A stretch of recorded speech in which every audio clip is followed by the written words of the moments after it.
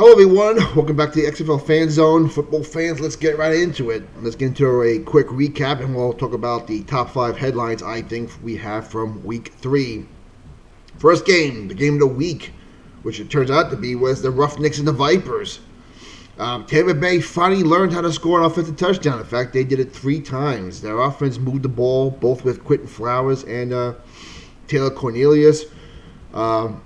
That duo of Philip Walker to Cam Phillips was tearing up another defense this week. This was a game through the fourth quarter. And again, the reason why Houston wins this game is because, one, they have P.J. Walker and the other teams don't. And when you make mistakes against this Houston team, they make you pay for it. When you don't take advantage of their mistakes, they make you pay for it. But Houston is now 3-0. Tampa is 0-3. I don't like that. I was rooting for Tampa. Like I said, we don't need 2 0-3 teams and 2 3-0 teams. It's not good for the league. But it is what it is. Houston's 3-0. Tampa's 0-3. Houston is going to play this week in Dallas, what I'm calling the Civil War, Part 1. And Tampa will be home against the DC Defenders in a big division game. This is going to be pretty much do or die for Vipers now. You go 0-4. Good luck trying to win 5 of the next 6 or 6 in a row to have a chance of being in the playoffs. So, big game this week. Second game, Dallas and Seattle. This was a good game also. I enjoyed this game. The Dallas started slow again. You could tell. Landry Jones, he missed a month of training camp. He missed a whole training camp. You could tell. Last week he had a shaky first half, had a great second half. Same thing this week. I think he passed about something like 278 yards and 3 touchdowns. He did have the 2 interceptions in the first half. Cameron Artis-Payne had a big fourth quarter, 110 yards in receiving and rushing. Brandon Silvers looked great. Well, I'm sorry, he looked better for the Seattle Dragons. I'm glad they're being patient with him. I think Brandon Silvers is a good thrower. He's got some accuracy. He gets some balls there. A lot of those times, those passes can be complete. But Dallas defense took over in the fourth quarter. Seattle had three and outs in the fourth quarter or in the second half, and had some brutal penalties, a couple of procedure penalties that killed them. Seattle is 1-2. Dallas is 2-1. And of course, Seattle. Where is Seattle? Seattle goes to St. Louis this week, so it doesn't get any tougher. So they go from their 12th man to facing their opposition 12th man. Now for the home opener in St. Louis against my beloved Guardians. This game was over as soon as the gates opened up for the fans. That crowd was rocking. You had about 30,000 strong there, and they turned away 15,000. Boy, if they knew that, they would have opened that deck that day. They closed the upper deck because logistics says the staff for an entire upper bowl would not have been worth it. But listen, if you had 15,000 people up there that day, it would have been worth it. And that would have been awesome. But regardless, those fans were nuts. It was like watching that San Antonio Commanders game last year. They did a great job. Jordan Tamu, 12 of 18 for about 119 yards. He didn't do much. He didn't have to. We saw our first ever kickoff on reverse kickoff. Good job by Joel Powell running around that right sideline. Scored a touchdown. They also had a block punt, which led to a touchdown. The running game.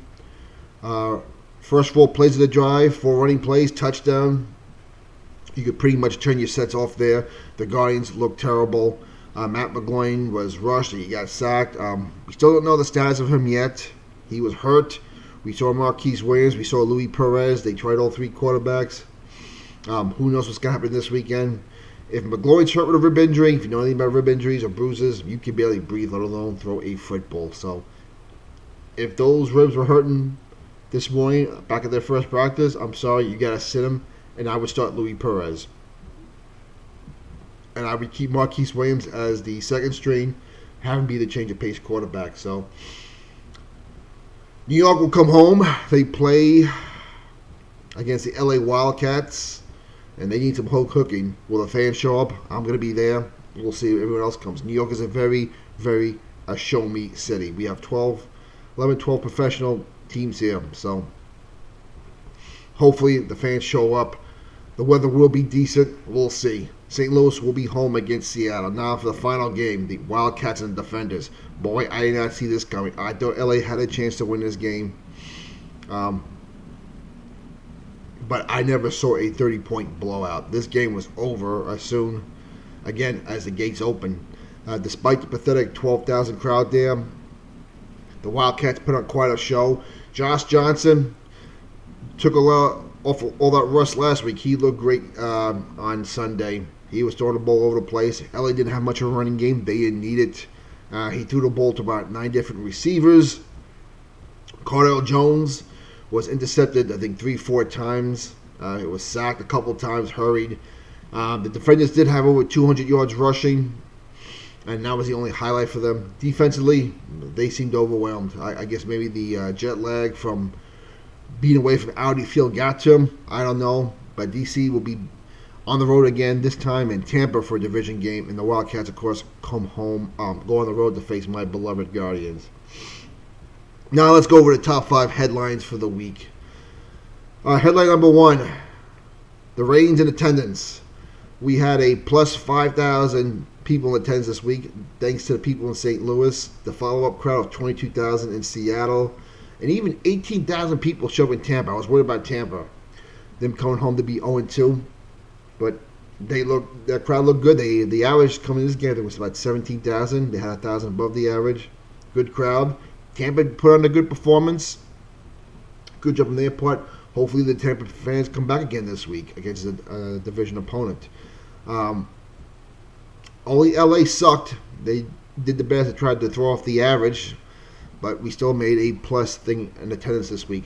The ratings did go down. They were down 10% from last week, but they're still 40% more than week 3 of the AAF. And don't forget, unlike the AAF and unlike XFL 2000 1.0 and 2001, the ratings don't tell the whole story because we have streaming now. Something we didn't have back in 2001. So people go watch on the ESPN app, the Fox Sports app.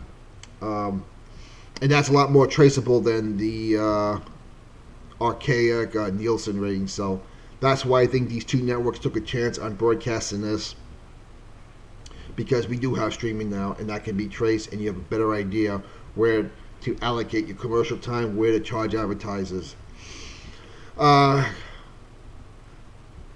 Headline number 2. What was headline number 2?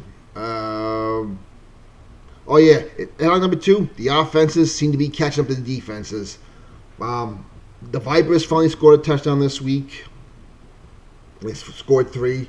The Seattle Dragons look better. In fact, all teams look better except for my beloved Guardians. They are a mess right now. So the offenses are catching up as I thought they would. You look at the teams that struggle the most. Gilbride in New York. Trustman in Tampa. And Norm Chow in LA. They all run complex offenses. It is not easy to pick up right away. It was going to take some time. I figured it would. The offenses did look better except for New York and DC. But we know DC could play offense. We saw them at Audi Field the first 2 weeks. New York is the only question mark right now. 3. Despite the records, despite Houston being 3-0, the talent level across the league is on par. Now, you look at that game Saturday. Houston could have lost that game. Tampa had them. They were going blow for blow in offense. But like I said, the only difference between Houston and the rest of the league is they have P.J. Walker and no one else does. And they're making people pay for their mistakes, and people are not taking advantage of their few mistakes they make. Otherwise, the talent is on par. You look at the week before, Houston and St. Louis. St. Louis had them. They had them on the time of possession. They had that Houston defense worn down, but St. Louis made 2 mistakes on offense. Tiamu threw 2 picks. One which he thought he was going to get away with because of encroachment call that wasn't called, that should have been called. But both were returned to the 1-yard line, and Houston got 15 points from those 2 turnovers. So, again, Houston is taking advantage of teams' mistakes. But I think if you look all along, the talent level is even. Some teams just have a simpler formula. Some teams like Houston, P.J. Walker was made for that run and shoot offense. He got guys he knew he could play that run and shoot offense. As we see, Norm Chow, his team is coming around. Seattle's coming around. Tampa's coming around. I knew the offenses would be behind. They always are, usually. Listen, it is what it is. I'm not worried about it. The fourth headline, of course, you can make a case for the first headline. The St. Louis crowd. Like I said, boy, were they awesome this week. It was like watching a San Antonio Commanders game last year. They were loud. They were obnoxious. They were there since about 7 a.m. in the morning, waiting for their team to come back. Pro football's back in St. Louis. I love the chant, Greinke sucks, Greinke sucks. That was pretty good. And the cry of, Battle Hawks! Battle Hawks! Boy, that was a heck of an atmosphere. So if you want to make that your first headline, I have no problem with that. But these headlines are not really in any order. It's just what I think. And of course, the fifth headline of the week, my Guardians are awful. If there's one bad team in the league right now, it is the Guardians. And they have the talent to be as good as everybody else. Right now, there is no leadership on that team. I'm wondering if Matt McGloin is going to start this week again. Does he have a rib injury, or did they just bench him? Gilbride and that team have been pretty quiet on things. I guess they keep their dirty laundry behind closed doors, which I find, I get it. I mean, the whole all-access thing, they do need some type of privacy. But will he start this week? Listen, if he's hurt and the ribs are hurting, no, you can't. You can't take a chance. You're 1-2. You're home against a Wildcat team that just destroyed the Defenders. You got to give your fans a reason to come out and cheer for you. If McGloin is hurt and he's nursing them ribs, you got to start either Luis Perez, who I would go with, or Marquise Williams. Sorry, you have to. So there's your top 5 islands of the week. There's your recap, everyone. We'll talk to you later. And let's see, tomorrow we'll do our team rankings from 8 to 1. We'll talk to you later, everyone.